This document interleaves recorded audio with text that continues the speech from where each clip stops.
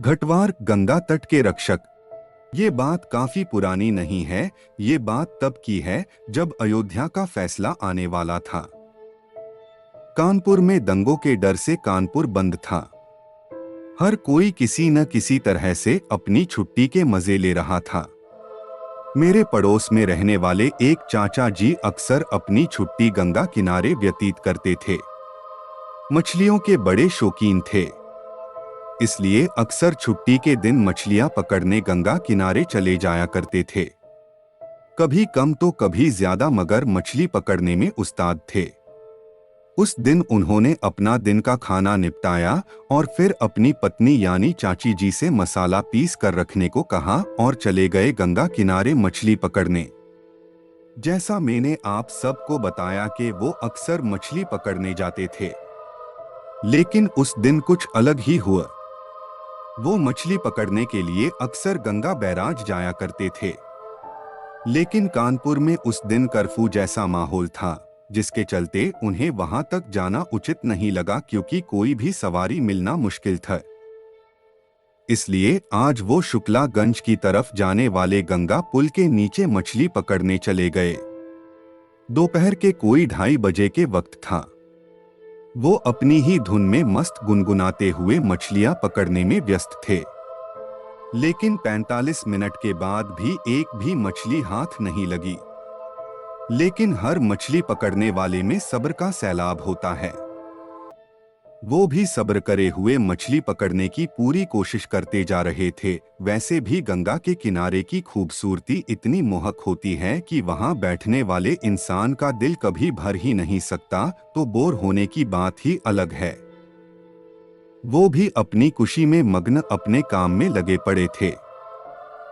अचानक उन्हें महसूस हुआ कि उनके कांटे में कोई मछली फंसी है।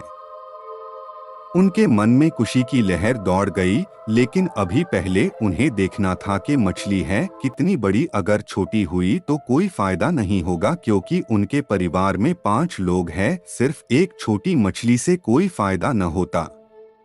खैर, वो अपनी इतनी देर बाद आई पहली सफलता को लेकर ही उत्साहित थे।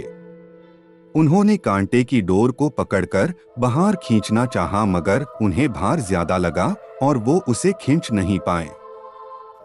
उन्होंने अपनी उस मछली पकड़ने वाली डोर को एक पत्थर से बांध दिया और पूरा जोर लगाकर उस मछली को बाहर निकलने में लग गए। वो काफी जोर लगा रहे थे, मगर उसे बाहर खींच नहीं पा रहे थे। एक तरफ उनके मन में बड़ी मछली पकड़ने की खुशी उन्हें हार नहीं मानने दे रही थी, और दूसरी तरफ वो मछली जो बाहर आने की बजाय जैसे चाचा जी को ही अंदर खींचना चाहती थी।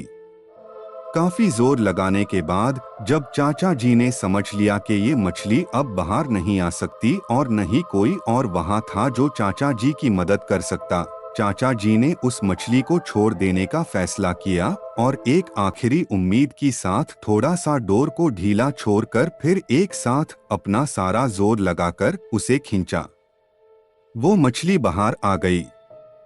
ये देखकर उनके चेहरे पर चमक आ गई। वो मछली देखने में करीब 4 फुट की थी और वजन करीब 8 किलो होगा। वो कांटे के साथ उछलकर बाहर आई थी, चाचा जी से करीब 3 मीटर की दूरी पर।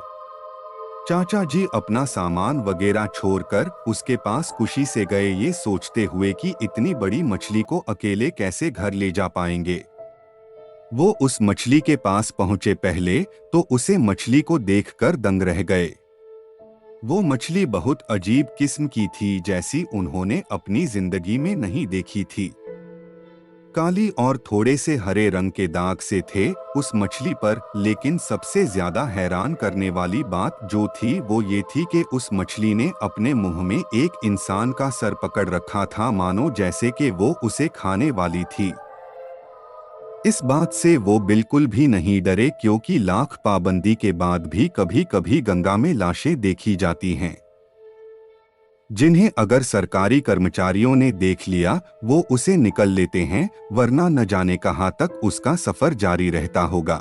इसी ही लाशों को अक्सर बड़ी मछलियां भी खा जाती है। ऐसा ही कोई वाकया समझकर चाचा जी को डर नहीं लगा।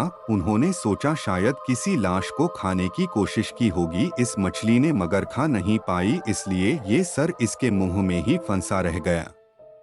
वो मछली बिना तड़पे यथावत पड़ी हुई थी। जो सर उसके मुंह में था उसका पीछे का हिस्सा चाचा जी जो दिख रहा था। मछली की पड़ताल करने के लिए चाचा जी पहले धागा खींचा। दोस्तों, जैसा कि आप लोग जानते हैं, मछली पकड़ने पर कांटा हमेशा उसके मुंह में होता है, तभी वो पकड़ में आती है। लेकिन इस मछली को वो कांटा उसकी पूंछ में लगा था। आम तौर पर पूंछ पर कांटा लगता नहीं है, और अगर लग भी जाए तो मछली उससे आसानी से निकल जाती है, चाहे वो कितनी भी छोटी मछली क्यों न हो। और इतनी बड़ी मछली पूंछ पर कांटा लगने के बाद भी पकड़ में आ गई। ये दूसरी बार था जो उस मछली ने उन्हें हैरान किया था। लेकिन अब वो इन सब बातों को भूलकर बस ये सोचने लगे कि इस सर को इसके मुंह से निकालकर इसे घर ले चलते हैं। उन्होंने मछली को पलट दिया। अब उस मछली के मुंह में फंसे उस सर का चेहरा चाचा जी की तरफ हो गया। देखने से लगता था कि वो किसी ज्यादा उम्र वाले व्यक्ति का सर नहीं था, और न ही वो लाश ज्यादा पहले गंगा में फेंकी गई होगी। उस सर का चेहरा सही सलामत था। वो उसे निकलने की कोशिश करने लगे। फिर उन्होंने सोचा कि सर को हाथ लगाना ठीक नहीं, इसलिए उन्होंने अपने छोटे से थैले से, जिसमें वो मछली पकड़ते वक्त जरूरत का सारा सामान रखते थे, एक छोटा सा चाकू निकाला। उन्होंने सोचा कि मछली के मुंह को थोड़ा सा काट कर फैला दिया जाए तो वो सर बाहर निकल जाएगा, जिसे वो वापस गंगा में फेंक कर मछली लेकर चलते बनेंगे। जैसे ही उन्होंने वो चाकू मछली के मुंह पर रखा, उस चेहरे ने आंखें खोलकर चाचा जी तरफ देखा। एक पल को दोनों की नजर मिली, फिर चाचा जी को काटो तो खून नहीं। ऐसा दृश्य देखकर चाचा जी की आंखों के आगे अंधेरा छाने लगा और वो झटके से पीछे हटे और खूब जोरों से चिल्लाते हुए अपना सारा सामान छोड़कर घर की तरफ दौड़ पड़े। उनके घर से उस गंगा घाट की दूरी कोई 1 किलोमीटर है। इतनी दूरी उन्होंने दौड़ते हुए ही तय की। वो घर पहुंचते ही घर में गिरकर बेहोश हो गए और वो कपड़ों में ही मल मूत्र त्याग कर चुके थे। उस वक्त उनके डर की कोई सीमा नहीं थी। घर में हाहाकार मच गया। पड़ोसी घर में मधुमक्खी के तरह जमा हो गए। किसी को कोई अंदाजा नहीं था कि उनके साथ क्या हुआ है, इसलिए सब ज्यादा परेशान थे। बच्चे बड़े हैं उनके। उन्होंने चाचा जी के कपड़े बदले और उन्हें अस्पताल लेकर गए, जहां डॉक्टर ने उन्हें कोई सदमा या डर बेहोशी की वजह बताया। ये सुनकर सब हैरान थे कि सदमा या डर किस बात का लगा उन्हें, और सब मिलकर केवल उनके होश में आने का इंतजार करने लगे। करीब 4 घंटे बाद उन्हें होश आया। खुद को सुरक्षित महसूस करने के बाद उन्होंने थोड़ा राहत की सांस ली। फिर सारा वाकया उन्होंने अपनी पत्नी और बड़े बेटे को सुना दिया। किसी के लिए भी विश्वास करना मुश्किल, लेकिन चाचा जी की हालत उस घटना की सच्चाई को साबित कर रही थी। चाचा अब डर से उभर तो गए थे, मगर उन्हें जोरों का बुखार आए जा रहा था। अस्पताल में सारे डॉक्टर पूरी कोशिश में लगे थे, मगर बुखार में कोई कमी नहीं आ रही थी। काफी कोशिश के बाद जब उनकी हालत में कोई सुधार नहीं आया, तो उनके बड़े बेटे ने तांत्रिक का सहारा लेने का फैसला किया। ना जाने कहां से ढूंढकर वो एक तांत्रिक को लेकर आया। देखने में वो एक साधारण आदमी लगता था, कोई खास बात उसमें दिखाई नहीं देती थी, मगर उसके काम अचूक थे। वो सुबह अस्पताल में आया और थोड़ी देर चाचा जी से बात की और फिर चला गया। शाम को वो दोबारा आया और फिर उसने जो बताया वो सच में चौंकाने वाला था। उसने बताया कि चाचा जी जब मछली पकड़ने गए थे तो उस समय वहां उन्हें कोई नहीं मिला था, न कोई मछुआरा, न कोई नाव वाला मल्ला, क्योंकि सब इस बात को जानते हैं। गंगा हो या यमुना या फिर और कोई भी नदी, हर नदी के किनारों पर घटवार होते हैं, कोई बहुत सौम्य व्यवहार वाले तो कोई अत्यंत कठोर। ये इन नदी के किनारों के रक्षक होते हैं। जरूरी नहीं एक ही रक्षक हर वक्त किनारों की रक्षा करता हो, ये घटवार भी कई सारे होते हैं, हर किसी का वक्त होता है। दिन के किस पहर किसको रक्षा करनी है, एक व्यवस्थित तरह से सब कुछ तय होता है। जो लोग अक्सर डूब कर मरते हैं या अकाल मौत मरते हैं और घाट पर उनका संस्कार किया जाता है, उन सबकी आत्माओं और मल्लाहों के भोग से ये और भी शक्तिशाली हो जाते हैं। ये एक उन्मुक्त शक्ति होते हैं। कोई तांत्रिक इनसे टकराता नहीं। अगर ये किसी पर नाराज भी होते हैं तो तांत्रिक केवल इन्हें खुश करके ही इनका साया हटा पाते हैं। अगर किसी पर ज्यादा नाराज हो जाए तो उसे अगली सांस लेने का मौका भी न दे, और अगर किसी पर खुश हो जाए तो जिंदगी भर उनकी रक्षा करते हैं। नाव वाले मल्लाह इन्हीं की पूजा करते हैं और इनके आशीर्वाद और कृपा के बाद ही वो अपनी नाव नदियों में उतारते हैं, जिससे उनकी नाव बड़ी सी बड़ी लहरों से भी बच निकलती हैं। ये अक्सर चिलम, लंगोट, खड़ाऊ और सफेद मिठाई का भोग लेते हैं। इनकी हद में भूत प्रेत तो क्या देवता भी नहीं आ पाते।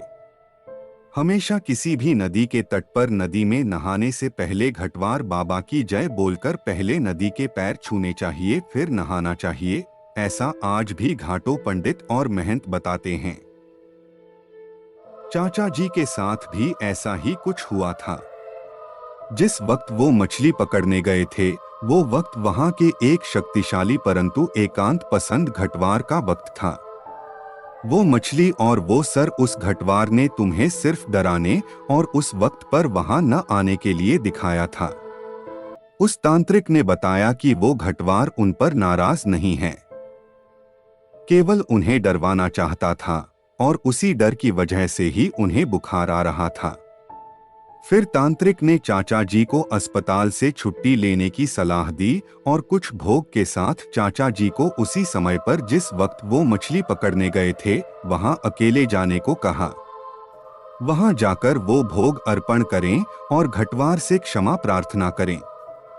चाचा जी इस बात से और भी ज्यादा डर गए थे, मगर ठीक होने के लिए उन्हें ये करना ही था।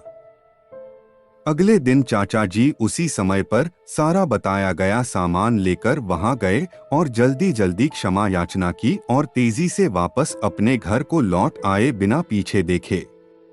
उसके बाद उनका बुखार भी उतर गया और उन्होंने दोबारा उस समय पर वहां न जाने का निश्चय किया। दोस्तों, घटवार बाबा की इस घटना की पुष्टि के लिए मैंने अपने गुरुजी और अपने कुछ जानकारों से पूछताछ की।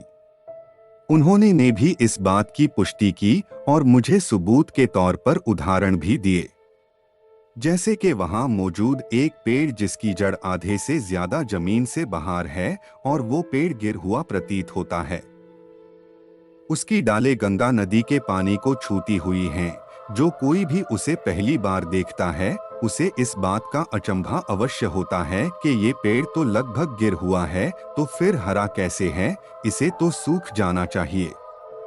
लेकिन वो हरा सिर्फ वहां मौजूद घटवार बाबा की कृपा से है। घटवार बाबा की कृपा की और भी घटनाएं प्रचलित हैं जो कि किसी बात की पुष्टि की मोहताज नहीं हैं। घटवार दुष्टों को सजा भी देते हैं और मजबूरों की मदद भी करते हैं। वो घटनाएं मैं आपको आगे भी बताऊंगा। बस दोस्तों, आज के लिए बस इतना ही। और वीडियोस के लिए आप प्लेलिस्ट भी चेक कर सकते हैं। आपको नेक्स्ट वीडियो कौन से टॉपिक पर चाहिए मुझे कमेंट करके जरूर बताएं। मिलते हैं आपको अगले वीडियो में। तब तक के लिए सुरक्षित रहे, सतर्क रहे।